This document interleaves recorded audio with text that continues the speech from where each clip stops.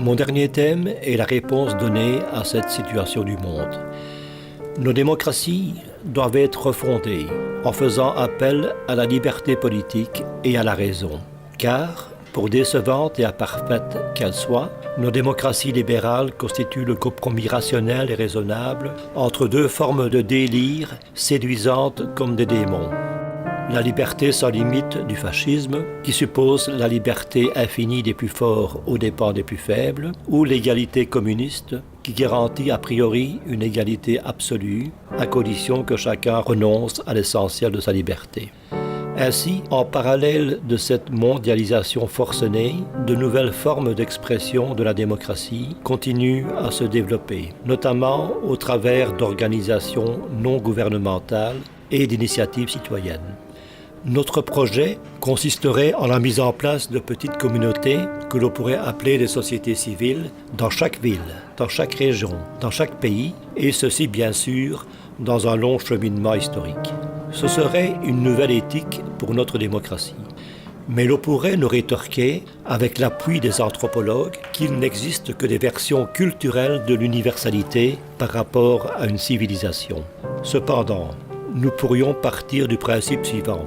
Quelles que soient les cultures, il existe des valeurs partagées et des biens sociaux communs, créés par les hommes. Et ces valeurs peuvent servir à délibérer sur les critères du juste et de l'injuste et devenir un invariant culturel, quel que soit le pays où l'on se trouve.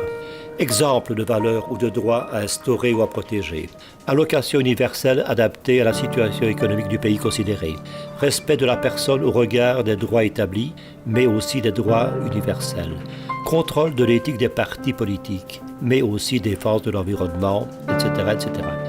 Ainsi, le seul projet valide, à notre sens, est de reconstruire de nouveaux rapports sociaux et politiques qui seront placés au-delà de la réalité économique et sociale, à un niveau au moins égal à celui où s'est formé le système économique mondialisé. Ce long cheminement historique des hommes nécessite, nous l'avons vu, une bifurcation, une entropie négative. Car une entropie négative permet de mieux maîtriser le désordre créé par l'entropie, dans un sens où elle induit une régulation d'un système en expansion permanente. Par rapport au système institué, les réseaux, qui sont neutres d'un point de vue moral, pourraient alors, dans une bonne utilisation cette fois, servir de relais, de dialogue, à condition que ceux qui les utilisent ne réagissent pas sous le coup de l'émotion.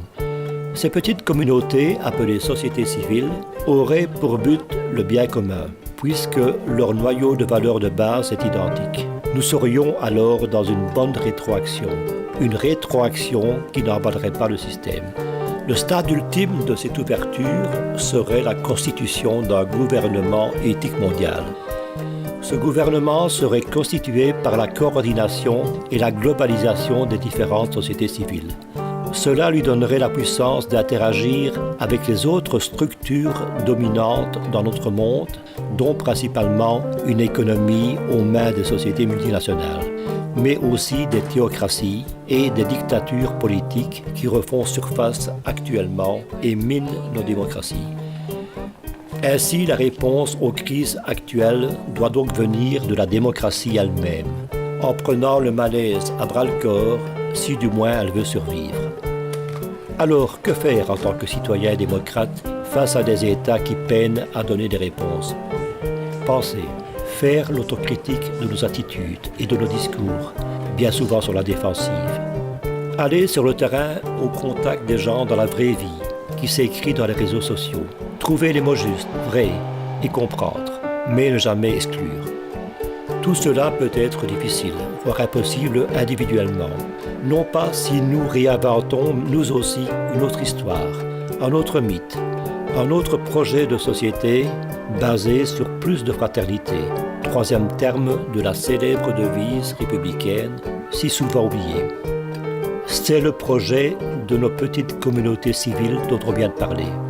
Car la fraternité ne fait pas l'objet de loi. La fraternité s'incarne ou ne s'incarne pas. Elle est l'objet du faire. Sinon, alors c'est le chaos qui se profile à l'horizon. Mais on peut rêver.